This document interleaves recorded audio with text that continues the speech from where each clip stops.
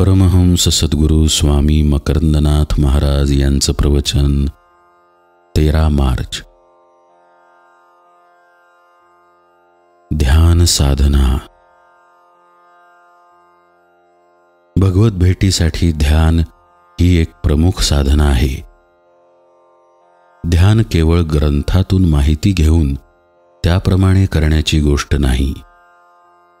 कदाचित कोणा एखाद्याच्या बाबतीत तशी सुरुवात असू शकेल, पण ध्यान हे अनुभूती संपन्न व कृपाळू अशा सद्गुरूंकडून शिकावे। ध्यान म्हणजे साक्षीत्वाचा अभ्यास। ध्यान म्हणजे मनरहित स्थिती।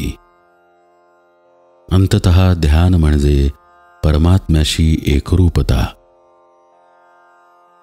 पण केवळ ध्यानासाठी बसला आणि साक्षीत्व साधले किंवा लगेच मनाची निस्तरंग अवस्था प्राप्त झाली असे होत नाही। त्यासाठी शारीरिक मानसिक तयारी व्हावी लागते। नाहीतर साधकाला असा अनुभव येतो की ध्यानासाठी म्हणून स्वस्थ डोळे मिटून बसला की लगेच विचार सुरू होतात। डोळे उघडे असताना येणार नाहीत इतके जास्त विचार डोळे मिटल्यावर येतात। त्यावेळी सावधपणे प्रयत्नपूर्वक लक्षात ठेवायला लागते की मी साक्षी आहे। मी विचारांबरोबर वृत्तींबरोबर वाहत जाणार नाही। मी साक्षी आहे ही देखील एक वृत्तीच आहे, पण बाकीच्या वृत्ती नाहीशा करण्यासाठी ती धारणा करावी लागते। नाथ संप्रदायामध्ये गुरुपदिष्ट साधना करत ध्यानाला बसताना सुरुवातीला आपण सद्गुरूंचे महान भगवंतांचे कृतज्ञतापूर्वक स्मरण करतो, तसेच त्यांना वंदन करतो। त्यानंतर गुरुपरंपरेचे श्लोक म्हणतो।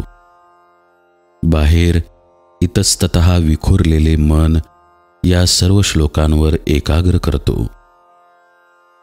श्लोकांच्या अर्थामुळे अंतःकरणात भाव जागृत व्हावेत असा हेतू असतो।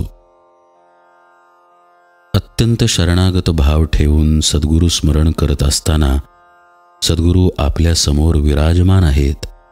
आपण त्यांची थोडक्यात पण भावपूर्ण रीतीने पूजा करत आहोत। ते आपल्याला कृपाशीर्वाद देत आहेत अशा भावाने त्यांच्या चरणी आपण लीन होतो। नंतर आपण नित्य शुद्ध बुद्ध मुक्त असा आत्माच आहोत असा दृढ भाव ठेवून सद्गुरूंनी दिलेल्या मंत्राचे उच्चारण करतो, जेणेकरून आपण म्हणजे देह मन बुद्धी नसून सच्चिदानंद स्वरूप आत्माच आहोत हा विचार अंतःकरणात पक्का व्हावा।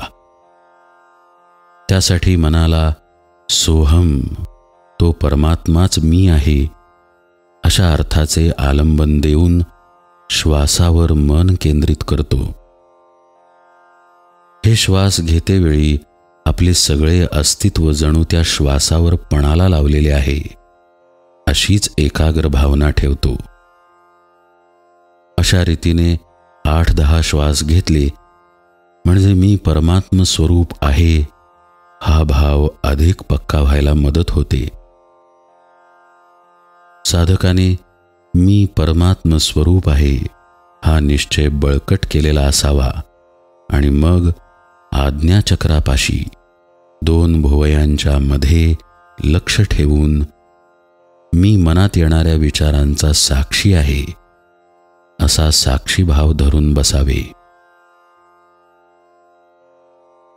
आता ध्यानामध्ये साक्षीत्वाने उठणारा विचार सोडून देण्याचा अभ्यास करायचा आहे। विचारांकडे अलिप्तपणे पाहिल्यामुळे ध्यानामध्ये उठलेला विचार गळून पडेल। त्या विचारातून आणखी प्रतिविचार निर्माण होणार नाही, कारण पहिल्याच विचाराला प्रतिसाद मिळालेला नाही।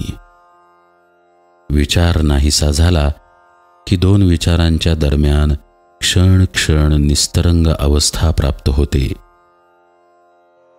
आता समोर जर दृश्य नाही, समोर निस्तरंग स्थिती आहे, तर मग आता तो साक्षी तरी कोणाचा? त्यामुळे तेथे साक्षीत्वही राहत नाही. मग उरते ते केवळ शुद्ध स्वरूप. ध्यानाने मी सच्चिदानंद आत्मस्वरूपच आहे असा बोध होतो. सद्गुरूंनी अनुग्रहाच्या वेळी मोठ्या कृपाळूपणे दाखवलेल्या मार्गामुळे व त्यावरून नित्य व दीर्घकाळ केलेल्या वाटचालीमुळे हा बोध प्राप्त होतो.